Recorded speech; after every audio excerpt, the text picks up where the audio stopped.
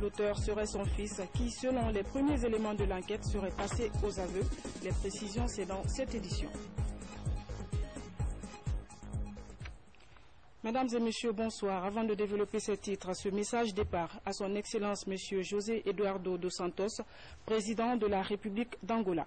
Excellence Monsieur le Président et chers frères, c'est avec un profond regret que j'ai appris la perte de nombreuses vies humaines, sans compter les blessés graves et les dégâts matériels importants enregistrés suite aux pluies diluviennes qui se sont abattues sur l'Obito dans le Benguela.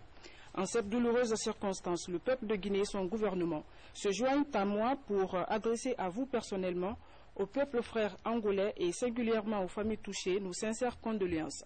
En vous assurant de ma compassion, je vous prie d'agréer, Monsieur le Président, l'expression de ma très haute considération. Conakry, le 17 mars 2015, signé Professeur Alpha Condé.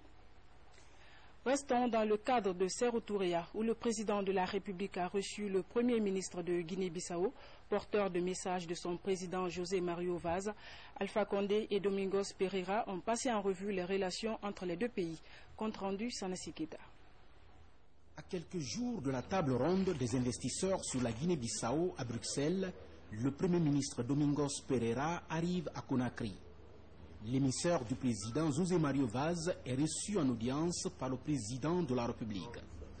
Au menu des discussions qui ont duré une quarantaine de minutes, le soutien de la Guinée à la Guinée-Bissau dans son développement socio-économique et politique. C'était vraiment de venir saluer son Excellence, Monsieur le Président, de faire le point sur la préparation de notre table ronde, une conférence qui aura lieu à Bruxelles ce 25 mars, à voir aussi les conseils de son Excellence. Comme on disait toujours, la Guinée-Bissau a vécu une période difficile pendant 15 années d'instabilité. Aujourd'hui, c'est fondamental d'avoir le suivi, l'accompagnement, le support de nos partenaires, en commençant par nos voisins, nos amis, nos frères. Je pense que c'est clair et logique pour tout le monde qu'on vienne en Guinée-Conakry. C'est un pays qui nous a soutenus toujours. Alors on dit même que l'indépendance, l'existence de la Guinée-Bissau, en quelque sorte, a dépendu du soutien qu'on a reçu de la Guinée-Conakry. Alors pour nous, c'est une sorte de bénédiction qu'on vient demander à son Excellence, parce que parler aux différents partenaires sans avoir l'accompagnement de ceux qui nous sont plus proches, qui sont nos amis, qui sont nos frères, il manquait toujours quelque chose. Le Premier ministre Pereira reste sensible au rôle de médiation qu'a joué le président Alpha Condé pour le retour à l'ordre constitutionnel dans son pays. Vous n'oubliez pas que Monsieur le Président de la République était le premier à être disponible à faciliter la situation politique en Guinée-Bissau. Ça, c'est quelque chose qu'on garde comme très fort, et on viendra le plus suivant possible pour continuer à profiter de sa expérience, de son conseil, de sa disponibilité. Sur cette lancée, le Premier ministre Domingos Pereira a en outre promis de s'investir pleinement dans la redynamisation des relations d'amitié et de coopération mutuelle qui existent entre la Guinée et la Guinée-Bissau depuis des lustres.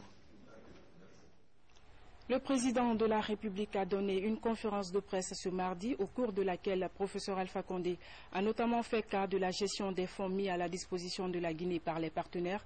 D'autres sujets d'actualité ont meublé cette rencontre avec les hommes des médias que le président de la République a invité à s'impliquer beaucoup plus dans la sensibilisation et la mobilisation pour mettre fin à Ebola. Une séance d'essai vaccinal était également au programme de cette conférence de presse. Compte rendu, Ibrahima Keita. Comment vaincre rapidement et définitivement la fièvre hémorragique à virus Ebola? Telle est la toile de fond de cette conférence de presse animée par le président de la République, professeur Alpha Condé. La rencontre a démarré par la présentation du vaccin RVSV-Zebov en expérimentation contre le virus Ebola et la vaccination de quelques volontaires. Ensuite, le chef de l'État, professeur Alpha Condé, a planté le décor. Vous savez, l'Ebola est une maladie, c'est une épidémie très grave, mais on peut guérir l'Ebola si le malade est pris à temps. Nous avons eu beaucoup de difficultés en forêt, vous savez, la réticence. Et D'abord, il y avait la désinformation. On disait aux gens, c'est le président qui a amené l'Ebola, c'est les Blancs qui veulent vous tuer, etc.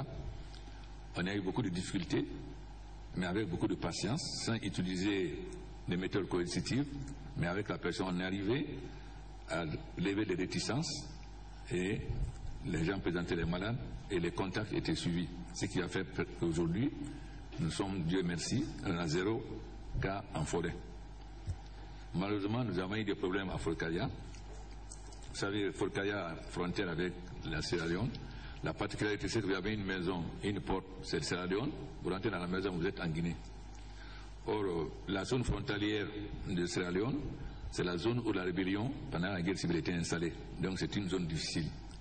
Comme le Libéria avait quand même employé des méthodes coercitives, donc nous savions qu'il y avait des malades à Forcallia. Mais quand les médecins allaient, les gens barraient la route à Forcallia, donc les médecins n'allaient pas aller dans les villages frontaliers. Sinon, on était arrivé seulement à 8 cas sur l'ensemble du territoire. Il est extrêmement important que nous mettions fin à l'Ebola. L'Ebola a trop de conséquences sur notre pays. Sur le plan de la religion, on n'a pas été à la Mecque l'année dernière. Nos hommes d'affaires ne peuvent plus, nos hommes d'affaires et femmes d'affaires ne peuvent plus aller ni à Dubaï ni en Chine. Les investisseurs sont partis, les hôtels sont vides, etc. Et il y a eu beaucoup d'impact aussi sur l'agriculture, sur tout le tourisme, sur toute l'activité économique. Nous devons tout faire pour finir l'Ebola au plus tard, en tout cas mi-avril. Parce que nous avons la réunion de bailleurs de fonds, l'Assemblée de printemps à Washington, le 17. Or, nous avons fait un plan de relance avec, nous en parlerons tout à l'heure, avec nos collègues, avec nos homologues de Sierra Leone et de Libéria, pour la relance économique. D'abord, le renforcement de nos systèmes hospitaliers, non seulement éducatifs, la relance économique, c'est-à-dire les infrastructures, l'énergie, l'agriculture, les activités moyennes entreprises, etc. Mais la première bataille, c'est d'arriver à Ebola 0. Le Libéria est arrivé à Ebola 0 depuis maintenant presque 2 semaines. Il reste nous et la Sierra Leone. En ce qui est de l'impact négatif de la maladie à virus Ebola, tous les secteurs en sont aujourd'hui victimes. C'est pourquoi, pour inverser la tendance et bouter Ebola hors de la sous-région, le président de la République a à nouveau invité les hommes de médias à plus d'implication dans la sensibilisation. Chacun de vous doit être un messager pour la lutte contre l'Ebola. Chacun de vous. Vous devez dire ça avec vos voisins systématiquement, surtout vous de la presse. Mais si l'économie va mal, vous allez mal. Je veux vraiment que chacun prenne conscience que c'est son affaire et que partout dans son lieu de travail, dans ses voisins, ses amis, systématiquement, qu'il insiste. Ne gardez pas les malades. Continuez les mesures à vous laver les mains, enfin, etc. Dès que conseillez les gens, s'il y a un malade, que tous les gens qui étaient en contact avec les malades se fassent suivre. Au bout de 21 jours, c'est fini. Déjà, au niveau de la coordination nationale de lutte contre Ebola, des mesures pratiques sont envisagées pour freiner l'évolution du virus. Il s'agit notamment de la sécurisation des enterrements. Le cas le plus important que nous avons enregistré, c'était dans la préfecture de Kissidougou, où, après une cérémonie funèbre, on a enregistré près de 80 cas et près de 50 décès. Est-ce qu'il n'est pas temps de revoir la situation des cérémonies funèbres si nous voulons être au rendez-vous? La coordination invite toute la population à revoir nos façons d'organiser les cérémonies funèbres. Nous invitons la population qu'à partir, durant ce plan intérimaire d'1 mois, nous voulons que toute famille qui laisserait un malade à la maison sans assistance médicale et qui meurt, que nous appelons décès communautaire, soit poursuivie. Et que toute personne qui sera coupable de déplacer un corps de Conakry ou bien d'une préfecture vers une autre, en cas d'interception par la sécurité, ce corps-là sera enterré par les services en charge de la riposte. Dans ce programme intermédiaire, chaque Guinéen doit s'engager pour ne pas être une croix de transmission de la maladie à virus Ebola. C'est maintenant surtout qu'il faut renforcer les dispositifs pour maintenir la courbe en baisse. Monsieur le Président a dit quelque chose d'important. L'épidémie continue. L'épidémie flambe à Forêt-Caria, elle est aux portes de la ville, elle est dans la ville. Le vaccin, pour l'instant, c'est des essais vaccinaux. C'est vraiment des choses qui nous tiennent à cœur. Donc cette étude vaccinale nous tient à cœur. Si on a un bon vaccin pour Ebola, ce sera très très bien. Un autre message que je voudrais passer, c'est les soignants, notamment de Conakry, de la périphérie de Conakry, qu'ils soient publics, privés, clandestins, traditionnels ou pas. C'est eux qui sont un peu sur la ligne de front, qui vont recevoir les malades. Il faut vraiment qu'ils y pensent. Des questions liées à la maîtrise de la situation, les enterrements sécurisés, le plan de relance de l'économie et les programmes de développement après Ebola ont permis aux journalistes de mieux comprendre la vision et la démarche du chef de l'État pour une Guinée sans Ebola à la mi-avril 2015. Comme à l'accoutumée, le chef de l'État a passé son message. Les journalistes présents à la rencontre ont été satisfaits des principaux points débattus et des réponses données par le président de la République à leurs différentes interrogations. Ils sont au micro de Mahmoud Bari. Il faudrait qu'en cette phase-là, il faudrait que l'on reprenne les bonnes habitudes, lavage des mains, être beaucoup plus prudent par rapport à la gestion de cette épidémie. Ça, c'est une première chose.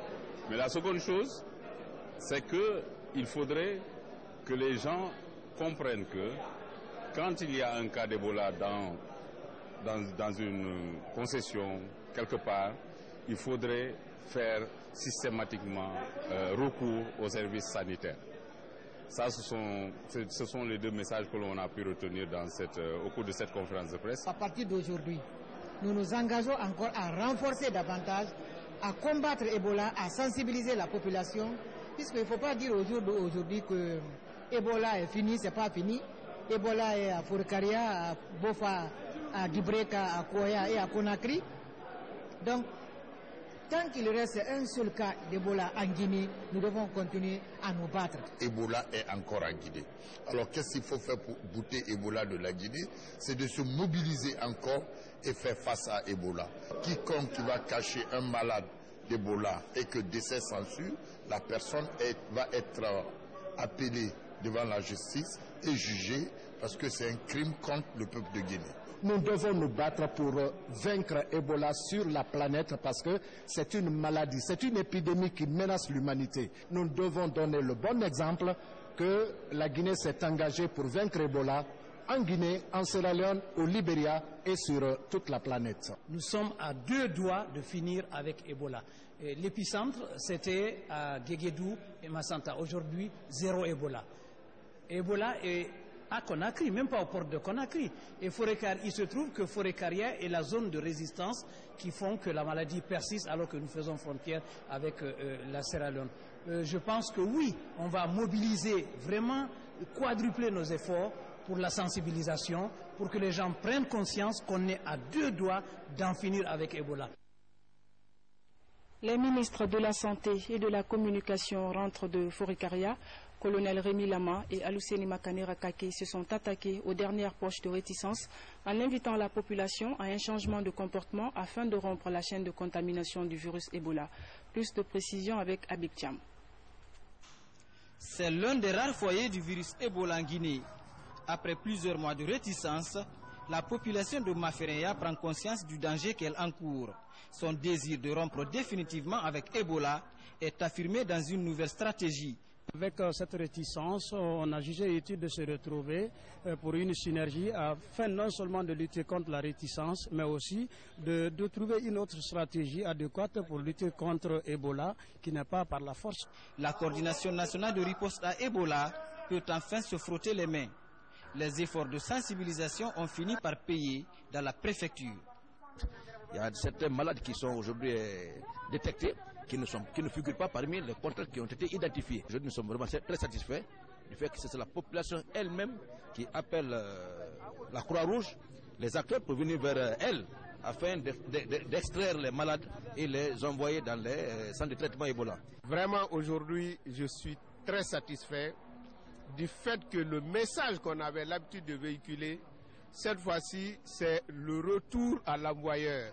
C'est la jeunesse de Mafereya qui nous envoie des messages, des très bons messages, et des messages qui nous obligent aujourd'hui à reconnaître qu'il y a une évolution fondamentale dans le cadre de la riposte. Et surtout, le plan d'action initié, proposé par la jeunesse, qui complète la dynamique que nous avons engagée. À ce jour, l'on dénombre 32 malades d'Ebola à Forêt-Caria. Cette marche symbolique traduit le nouvel élan de riposte engagé contre l'épidémie dans la préfecture. Coopération, la Guinée et le système des Nations Unies ont paraphé les nouveaux plans de travail PTA 2015. Ils portent sur le financement et la réalisation des projets et programmes de développement à hauteur de 188 millions de dollars américains. En plus de cet appui à l'amélioration de la gouvernance, les PTA 2015 ont inclus les impacts de l'épidémie d'Ebola sur les priorités du gouvernement. Le compte-rendu de cette réunion avec Mamadi Terna Kamisoko. La Guinée et les agences du système des Nations Unies adoptent leur plan de travail annuel 2015. Le PNUD, l'UNICEF, l'UNFPA et le PAM s'apprêtent à investir plus de 188 millions de dollars. L'appui à la gouvernance, la consolidation de la paix et la sécurité alimentaire dans le pays, ainsi que le renforcement du système de santé guinéen sont autant de projets et programmes inscrits dans l'agenda de ces organisations des Nations Unies cette année. Notre vision commune est d'arriver à fédérer l'ensemble des agences pour assurer une intervention coordonnée en vue d'accompagner le gouvernement dans le passage de la période d'urgence à la relance de l'économie et de la reconstruction du tissu social.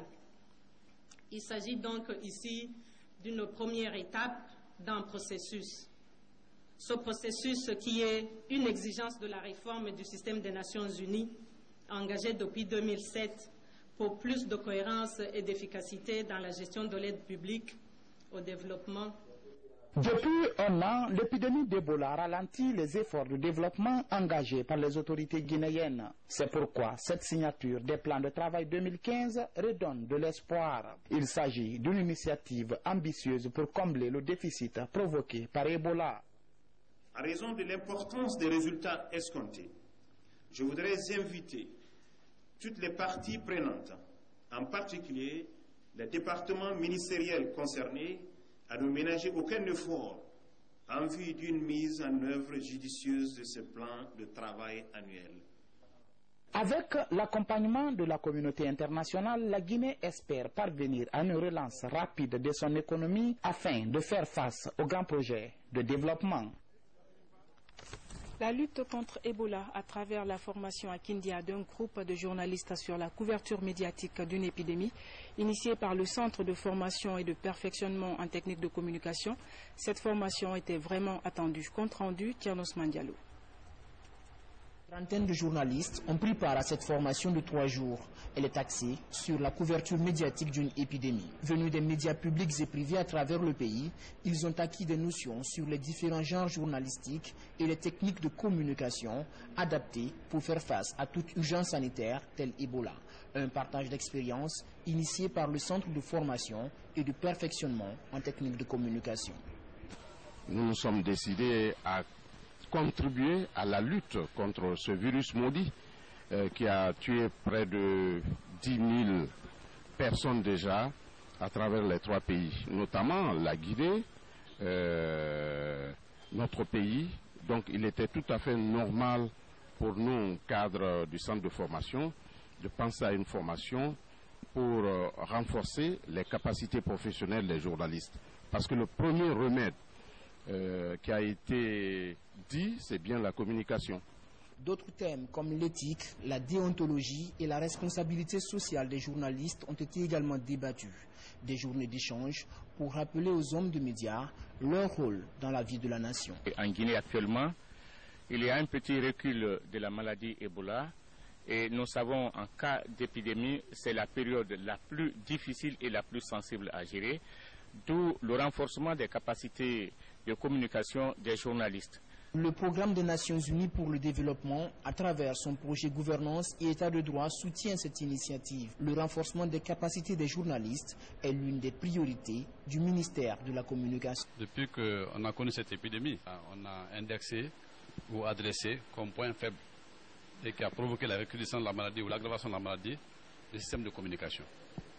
Donc nous nous sommes rendus compte qu'il vaut mieux appuyer les acteurs de la communication pour que les messages qui passent soient des messages de sensibilisation pour faire comprendre à la population, au lieu que ce soit des messages de rejet ou qui provoquent de la résistance. Donc nous accordons une importance capitale à cette session de rencontre, à cette rencontre et à la formation concernant justement la lutte contre l'épidémie. Pour lier la théorie à la pratique, les participants ont animé des émissions relatives au virus Ebola sur les antennes de 3 stations de radio installées à Kindia. À Kerouané, les chantiers retenus pour les festivités de l'an 57 du 2 octobre viennent d'être lancés. Une dizaine d'infrastructures est prévue dans la localité. C'est le ministre de l'économie et des finances qui a présidé la cérémonie devant une forte mobilisation des bénéficiaires. Reportage Mohamed Alpha Baldé.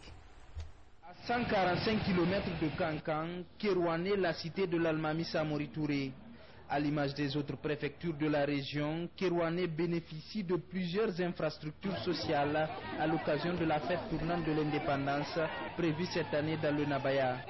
Dans cette localité, une gare routière moderne, un palais de justice et autres bâtiments administratifs devront bientôt sortir de terre.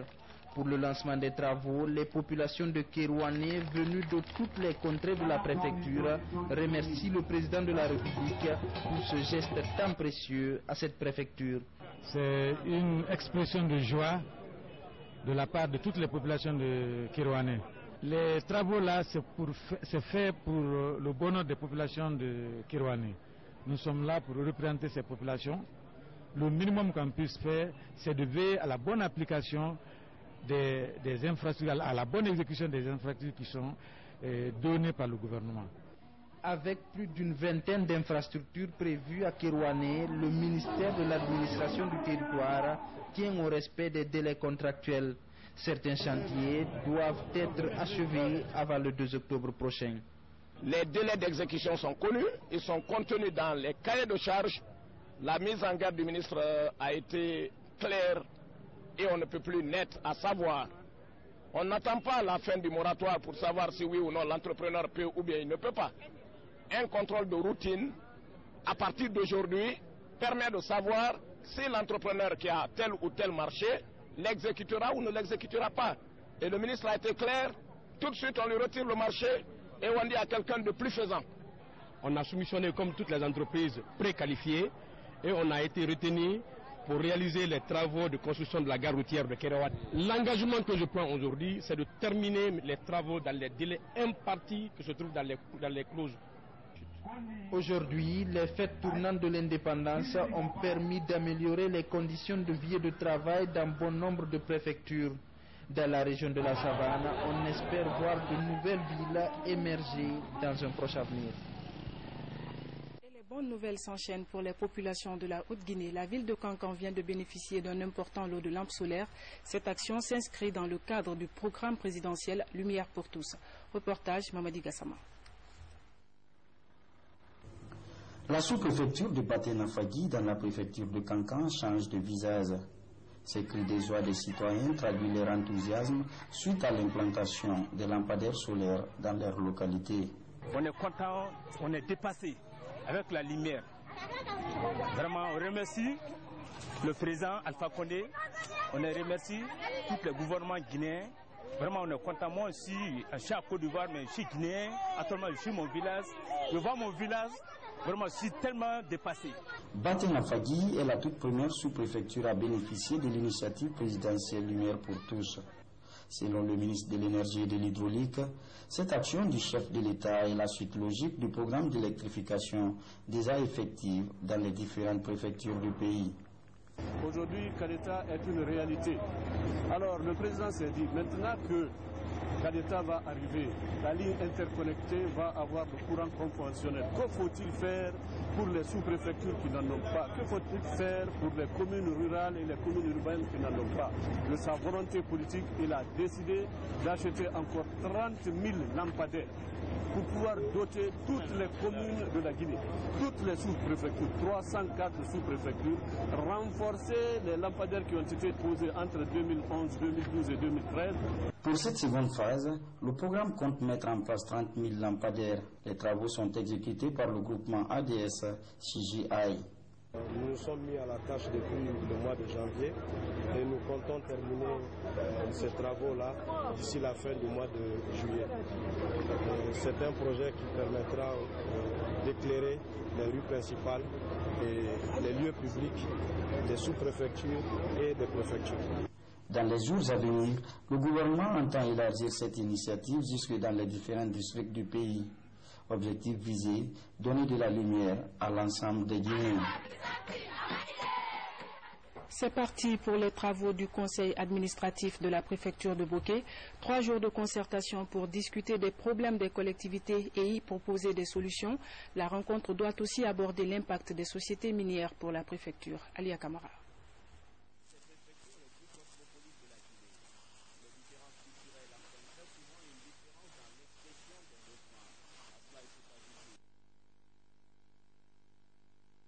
Difficulté d'accès à certaines localités.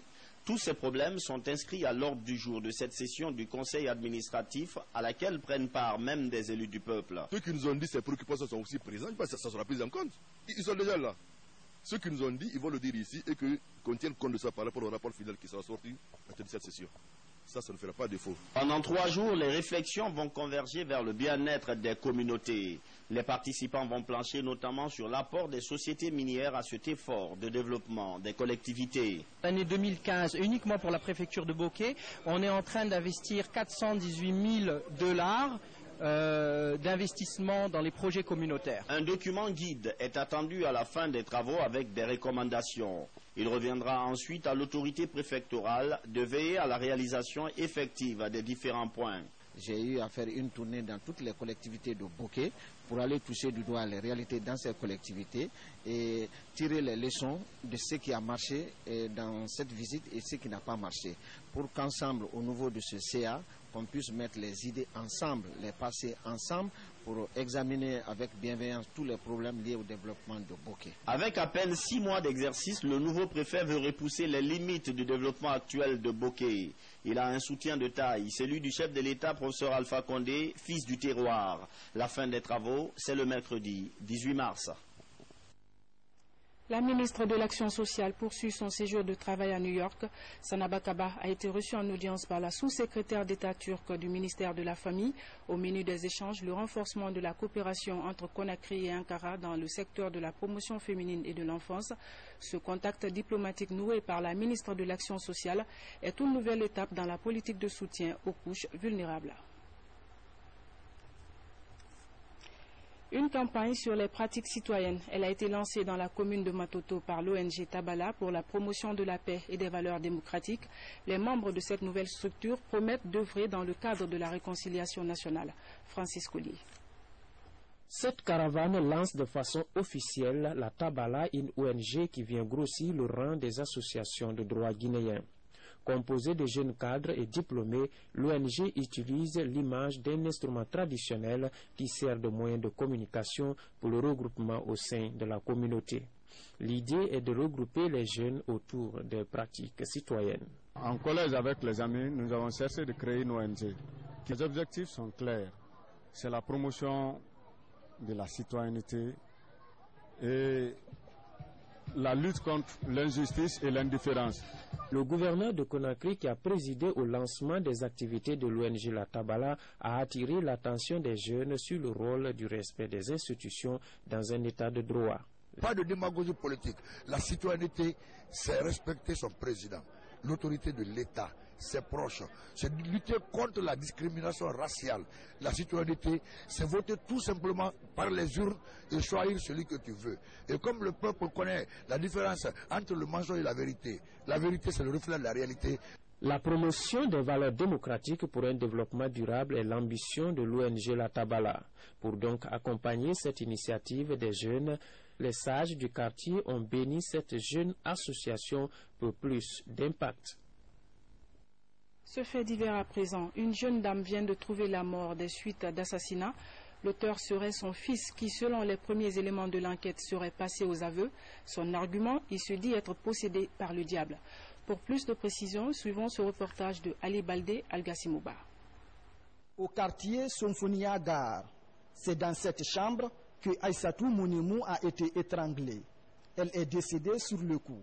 Selon les témoignages, le suspect serait son fils. J'ai vu ce qui s'est passé, la chose, le plafond par terre et puis le couteau.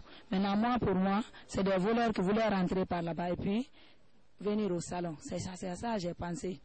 Là, c'était autre chose. Après une tentative de suicide, le suspect a pris la fuite avant d'être rattrapé par la brigade de Kipé. À travers les enquêtes, à travers même, parce que c'est une maison familiale, et ceux qui se trouvent dans cette maison, c'est la même famille. Donc à travers ses frères qui étaient là, ses oncles, donc, on a pu l'interpeller. Parce qu'ils ont suivi sa trace. Parce que d'habitude, il a l'habitude d'aller à Madina. Donc dès qu'il a disparu, directement, ils ont dit que certainement qu'on peut le retrouver à Madina. Et donc c'est là-bas qu'il a été retrouvé. Interrogé par les services de sécurité, le présumé coupable a reconnu les faits. En train de dormir jusqu'à 12h, 6h, quelque chose sont rentrés dans mon corps. Tous mes yeux étaient changés. Mes yeux étaient changés maintenant. Fort, j'ai venu prendre ma machette avec le couteau. J'ai rentré là-bas, il y avait une paille plus que ce tien. J'ai dit, ma maman, je vais te tuer. Il m'a dit, qu'est-ce que j'ai fait? J'ai dit, rien, je vais te tuer. J'ai laissé tout la machette avec le couteau. J'ai pris avec ma main. On est en train de crier tout, j'ai tué ma maman. Le couteau, j'ai envoyé les gens, ils sont dit, mais j'ai venu dans notre sang, il y avait un plafond là-bas, j'ai déchiré le plafond. Pendant que maintenant j'ai fini de déchirer le plafond, j'ai pris le siège, je m'ai arrêté dedans, j'ai attaché la corde. Pendant que maintenant j'ai mis la corde de mon cou, les choses étaient sorties dans mon corps. Blaise Ebelamou, 18 ans, présumé coupable, sera déféré au tribunal de première instance de Dixine. La société Bonagui lance une campagne dénommée le leadership culturel. Elle consiste à distribuer gratuitement plus de 250 000 bouteilles de Coca-Cola, un geste pour redonner de l'énergie et le courage aux citoyens pour vaincre Ebola. C'est un public reportage de Rose Pocho. La société Bonagui lance sa nouvelle campagne dénommée le leadership culturel. La démarche consiste à redonner goût à la vie à chaque citoyen guinéen après une crise sanitaire qui a longtemps frappé le pays et paralysé les activités socio-économiques.